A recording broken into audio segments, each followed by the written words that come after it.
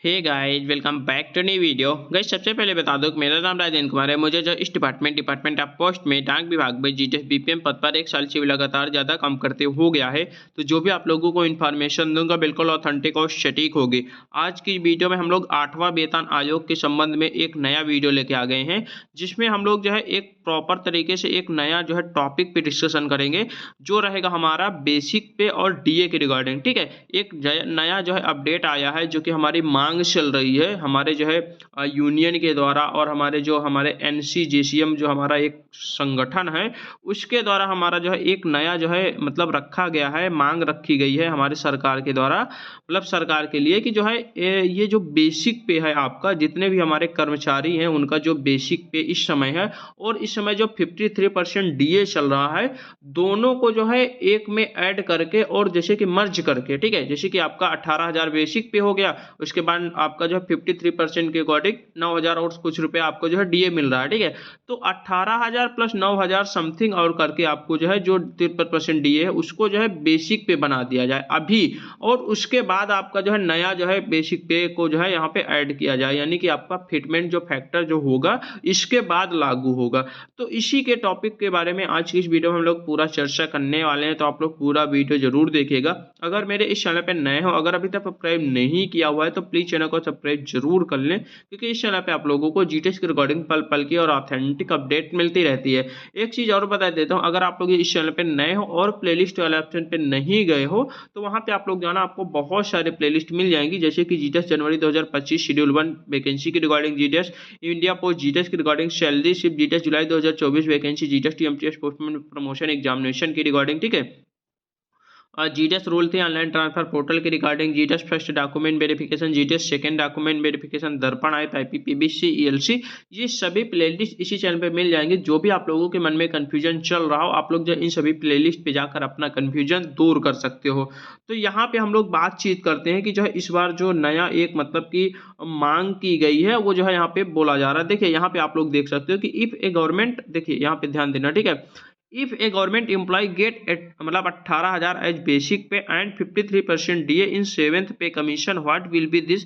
His salary is 8 basic answer along with the basic pay DA and HRA etc। ठीक है, यानी कि आपका जो 7वां वेतन आयोग के रिगार्डिंग बेसिक पे 18,000 जिन भी एम्प्लॉय के हैं हमारे, और आपका डीए 53% है, तो उनका जो है 8वां वेतन आयोग पे जो है क्या मतलब कि वहां पे सैलरी होगी, उसके बारे में हम लोग जो है डिस्कशन करने वाले हैं। As for the February 14 February 2025 8th pay commission has been approve and his it is expected to be implemented of January 1 January 2024, while the final recommendation or pending projection based on available information can provide and the estimate of your potential salary under the eighth CPC. ठीक है, current salary के बारे में भी discuss करेंगे, उसके बाद जो आपकी एड्स पे कमीशन के बाद जो सैलरी बनेगी उसके बारे में हम लोग जो है डिस्कशन करेंगे। अब देखिए यहाँ पे थोड़ा सा आप लोग ध्यान देना,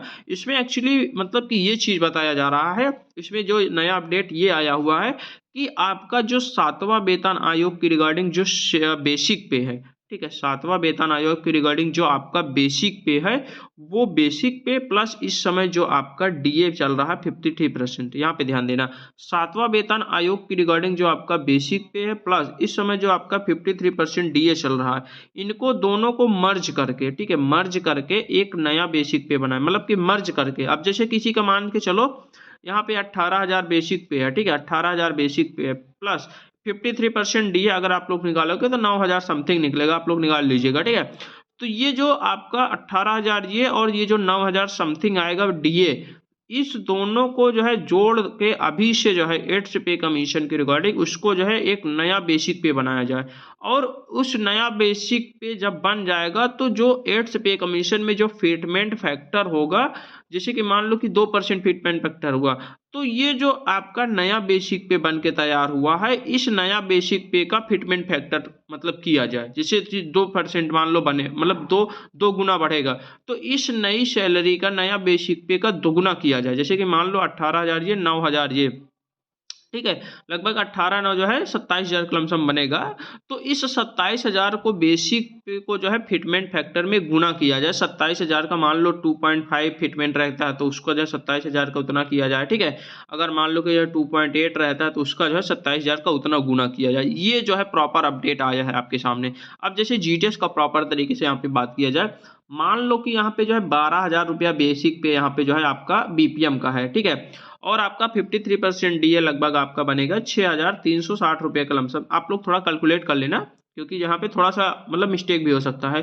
तो 6,360 मान के चलो बनता है। ठीक है, तो यहाँ पे जो आपका मतलब इसमें ये कहा जा रहा है कि इन दोनों को मर्ज कर दिया जाए, बेसिक पे और आपका डीए को मर्ज करके यहाँ पे इसी को जैसे मर्ज करोगे तो लगभग बनेगा 18,18,360 के लमसम बनेगा यहाँ पे। ठीक है, मान के चलो कि 18,360 या फिर आप 53% निकाल लीजिएगा। मैंने यहाँ पे कैलकुलेशन किया नहीं है, मैं अपने अंदाजा से बता रहा हूँ।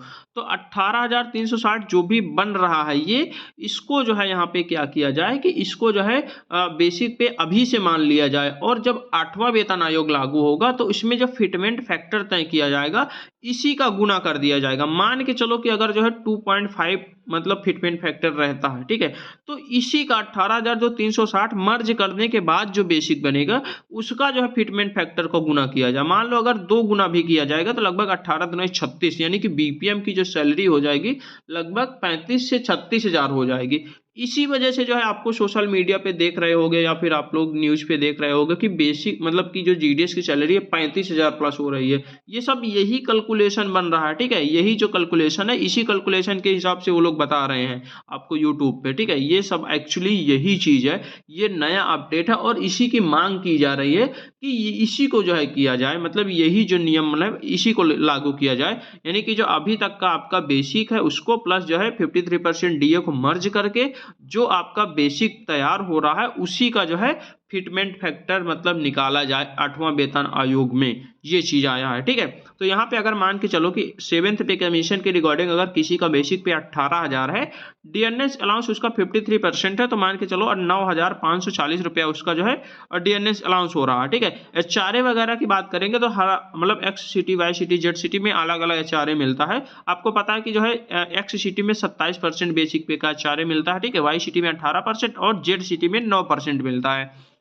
तो अगर आप लोग जो है 27% मतलब एक्स सिटी में मेट्रो सिटी में अगर आप लोग रह रहे हो तो उस समय आपका एचआरए 4,860 मिलेगा। अगर आप लोग जो है वाई सिटी में रह रहे होगे तो आपको जो है 18% मिलेगा, 3,240 रुपया मिलेगा। ठीक है, इस प्रकार आपका जो है कुल मिलाकर कहने का मतलब ये है कि इसको जो एक्सटेंड करके ये जो आपका पूरा मतलब ग्राफ दिख रहा है इसको एक्सटेंड किया जाए। एक्सटेंड करने के बाद यहाँ पे बोला जा रहा है कि आपका जो 18,000 रुपया अगर आप लोग जो है केवल जो है मान के अगर 53% डीए यहाँ पे अगर मान के चलो नहीं आपका ऐड हो रहा है, अगर केवल और केवल फिटमेंट फैक्टर का जो है केवल बेसिक पे में अगर वहां पे जो है कैलकुलेशन किया जाएगा तो 18,000 रुपये आपका बेसिक है से मतलब 7वें वेतन आयोग के रिगार्डिंग, और इस समय का फिटमेंट फैक्टर लगभग अगर तय किया जाए तो 2.28 के लमसम अगर जो है तय किया जाए। ठीक है, इसी के बीच मतलब बीच में रहेगा 2.28 से लेकर 2.86 के लमसम जो है इस बार फिटमेंट फैक्टर रहने की उम्मीद है।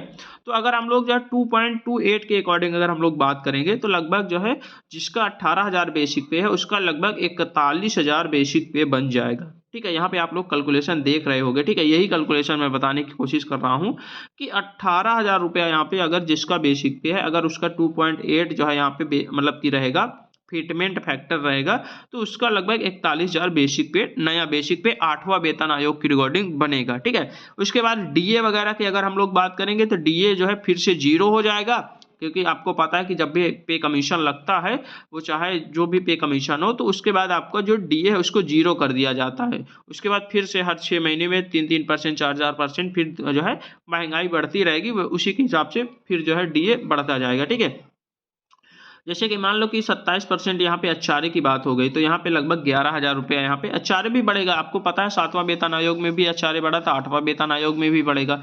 तो इस वजह से यहाँ पे जो आपका मतलब कि 41,000 मान के चलो आपका हुआ 8वां वेतन आयोग की रिगार्डिंग, तो उसका आपका एचआरए अगर एक्स सिटी में रहेगा 27% एचआरए मिलेगा, यानी 11,000 आपको एचआरए मिलेगा। 41,000 तो आपका ये हो गया प्लस 11,000 आपका एचआरए हो गया, ठीक है। उसके बाद और भी अलाउंस मिलते हैं आपको, जो है डीए ऑन टीपीए मिलता है, टीए मिल रहा है, ट्रैवलिंग अलाउंस मिलता है। ये सारे अलाउंस सभी को जोड़ जाड़ के लगभग ठीक ठाक आपकी सैलरी लगभग हो जाएगी। यानी कि कहने का मतलब ये है कि आपका अगर 18,000 रुपया बेसिक है तो आपका लगभग 50,000 रुपया टोटल बनेगा, आपका जो है सब कुछ जोड़ ओढ़ के, यानी एचआरए टीए डीए सब कुछ जोड़ के लगभग 50,000 के अराउंड लगभग पहुंच जाएगी, ठीक है। अंदाजा यही लग रहा है। बाकी अगर हम लोग जीटीएस की बात करेंगे तो उसका भी अभी हम लोग जो है बातचीत करते हैं। देखिए यहाँ पे अगर हम लोग बात करें, अब बात करते हैं हम लोग जीटीएस की, ये तो आप लोग जो है अनएम्प्लॉय की हो गई है।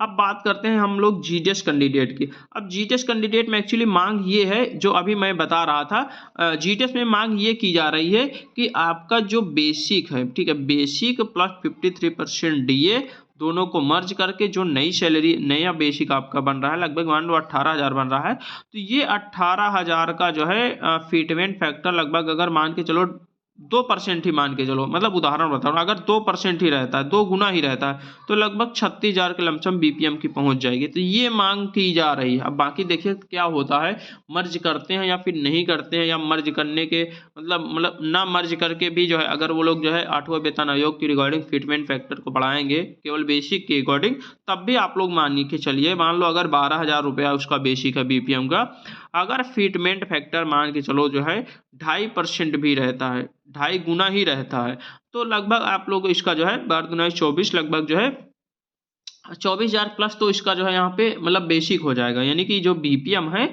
उसका जो है 24,000 प्लस यानी 25,000 के लमसम उसका बेसिक हो जाएगा, ठीक है। बेसिक हो जाएगा 25,000 के लमसम, और उसका जो है उसके बाद बेसिक होने के बाद डीए को जीरो कर दिया जाएगा। डीए को जीरो करने के बाद फिर से जो है धीरे धीरे सैलरी बढ़ाई जाएगी।